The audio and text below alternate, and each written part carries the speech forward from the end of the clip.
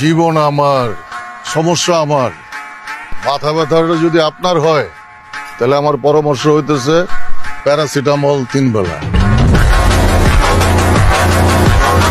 আমি তো নিষ্পাপ, মাসুম, কিচ্ছু করি না এমন একটা পোলা। তাই পোলা না,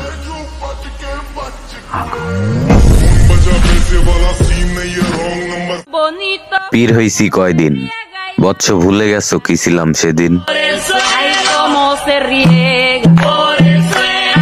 হ্যালো গাইস, কেমন আছেন সবাই? আশা করি সবাই অনেক অনেক ভালো আছেন। বরাবরের মতো আমাদের নতুন আরেকটি ভিডিওতে আপনাকে স্বাগতম। আজকের ভিডিওতে আপনারা দেখবেন সোশ্যাল মিডিয়া সহ বিভিন্ন শর্ট প্ল্যাটফর্মগুলোতে রাতারাতি ভাইরাল হওয়া অ্যাটিটিউড কিছু ডায়লগ, যে ডায়লগগুলো ব্যবহার করে বর্তমান জেনারেশনের পোলাপাইনরা এলাকায় ভাব দেখায়। তুমি আমারে দেখো, আমি কোনো মায়া মুয়ার ভিতরে আমি নাই। পোলা মানুষ জীবনে বিদেশ যাবো, টাকা পয়সা কামাইবো, মায়া মানুষ এমনি ফুল করে চলে যাবো। ওই সকালে নাস্তার পর একটা, দুপুরে একটা, খাওয়ার পর আর রাইতে ডিনারের পর একটা টান না দিলে কেমন জানি লাগে, মানে কি জানি খাই নাই, অস্থির অস্থির লাগে। সুতরাং গাইস, আমাদের সাথে আপনিও অ্যাটিটিউড কাকে বলে, কত প্রকার ও কি কি সবকিছু একসাথে জানতে আজকের ভিডিওটি সম্পূর্ণ দেখার অনুরোধ রইল। কেননা শেষে এমন কিছু ডায়লগ রয়েছে যা আপনার রক্ত গরম করে দেবে। পোলাপাইন জিত করলে বাদশা, আর মাইয়ারা জিত করলে ওই জগে পানি দে। আর হ্যাঁ গাইস, ভিডিও শুরুর আগে যারা এখনো আমাদের চ্যানেলটি সাবস্ক্রাইব করেননি তারা অবশ্যই সাবস্ক্রাইব করে পাশের বেল বাটনে ক্লিক দিয়ে রাখবেন। ধন্যবাদ।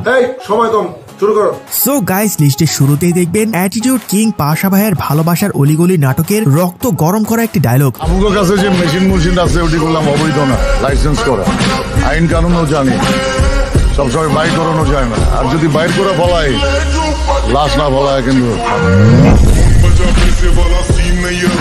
ভাই রে ভাই, পাশা ভাই মানে আগুন। তার মুখের এক একটি লাইন যেন বারুদের মতো ফুটে ওঠে। ঠিক আছে, আমরা কেস উঠায়েন না, আমরাও দেখি কি করতে পারি।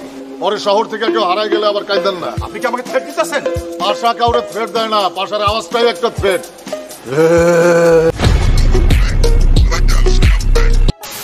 তো যাই হোক গাইস, এর পর দেখবেন মোশাররফ করিমের লাইলি মজনুর প্রেমের হাট নাটকের মারাত্মক একটি ডায়লগ। ওই মেশিন কই পাওয়া যাবে রে? মেশিন কি এর মেশিন? টাকা গুণনের মেশিন কই পাওয়া যাবে? ক যত টাকা লাগে কিনবো।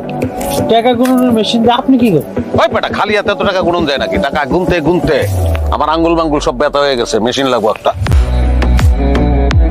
মোশাররফ করিমকে নিয়ে তো আর আলাদা করে কিছু বলার নেই, বিকজ তার বেশিরভাগ ডায়লগ মানুষের মুখে মুখে বলে বেড়ায়।